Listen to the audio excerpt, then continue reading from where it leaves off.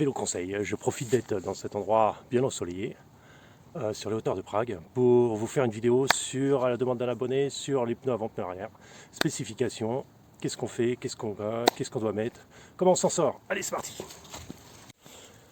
Alors, pour faire simple, on va dire une chose. Pneus avant, pneus arrière. Alors, on va considérer les contraintes. On va prendre mon vélo, qui est un peu crade malheureusement, mais bon, après il est fait pour rouler. Donc, pneus avant, pneus arrière. Pneus arrière, qu'est-ce qu'on lui demande? Pneus arrière, on lui demande, alors là c'est un Python de chez Hutchinson, tubeless. Donc là, qu'est-ce qu'on lui demande? On lui demande de l'accroche pour monter.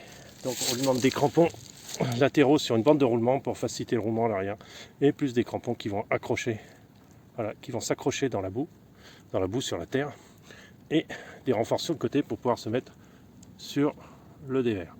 Ce qu'on demande, c'est ça. En fait, au pneu arrière, on ne lui demande pas énormément de choses.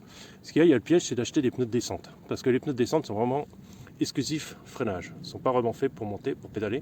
Donc vous allez le remarquer, quand vous allez rouler avec, c'est qu'il n'y a pas énormément d'accroche, de grip, quand on monte sur la voie arrière. On a plutôt du grip au freinage, et c'est d'ailleurs ce qui est important en descente. Donc les pneus de descente, ils n'utilisez pas en enduro, ça ne sert à rien. Voilà, donc là, on a des petits renforts. En général, plus les crampons sont petits, plus ils vont être souples, et plus ils vont être adaptés à des graviers, à du sol fuyant. Plus les crampons vont être gros, plus ils vont être adaptés à rouler sur la terre, sur du sec, sur des cailloux, voilà, sur des cailloux, gros cailloux et tout ça. Plus les crampons vont être écartés et profonds, plus ils vont être adaptés à la boue. Alors, on passe devant. Voilà, justement, un pneu ancienne génération, IRC, missile je crois, je me souviens, en 2,25, donc c'est un très très vieux pneu.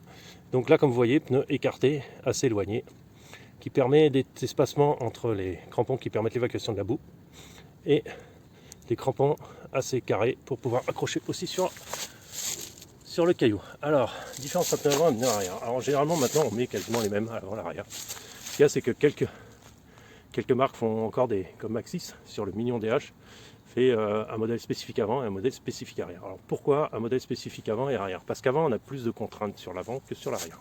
Donc on préconise d'abord un pneu plus large à l'avant, un pneu plus fin à l'arrière pour avoir un meilleur rendement. Après, à l'avant, pourquoi il y a plus de contraintes? Parce qu'au freinage, il se fait un transfert de masse sur l'avant, et en fait tout le pneu avant, tout votre pilotage va reposer en fait sur ce transfert de masse sur l'avant, et tout va reposer sur le pneu avant.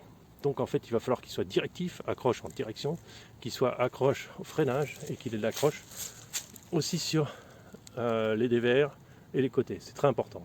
Quand on glisse de l'arrière, c'est toujours récupérable. Quand on glisse de l'avant, c'est déjà moins récupérable. Voilà, théoriquement en fait ça se passe comme ça. On passe un pneu à l'avant qui décrochera juste après le pneu arrière.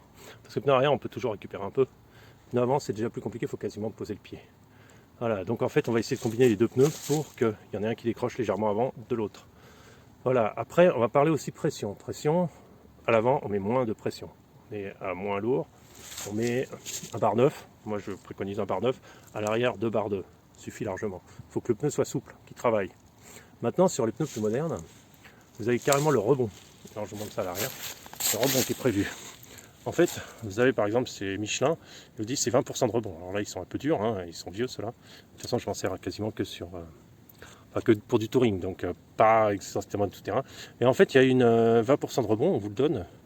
Et en fait, ça permettra d'avoir votre crampon va vraiment se déplacer selon, il va vous aider dans le fonctionnement du vélo.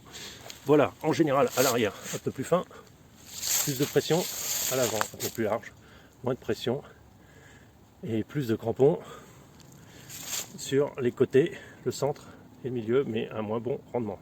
Généralement, les pneus spécifiques avant, ne les montez pas à l'arrière, ils ont un rendement moins bon et sont moins intéressants. Voilà, donc c'était ce que je voulais vous montrer, ce que je voulais vous expliquer. Voilà, à l'avant, c'est pas trop grave d'avoir un pneu un peu ventouse, mais à l'arrière, ça va poser problème. Après, vous allez vraiment peiner à faire bouger votre pneu. C'est tout ce que je voulais dire. Au revoir.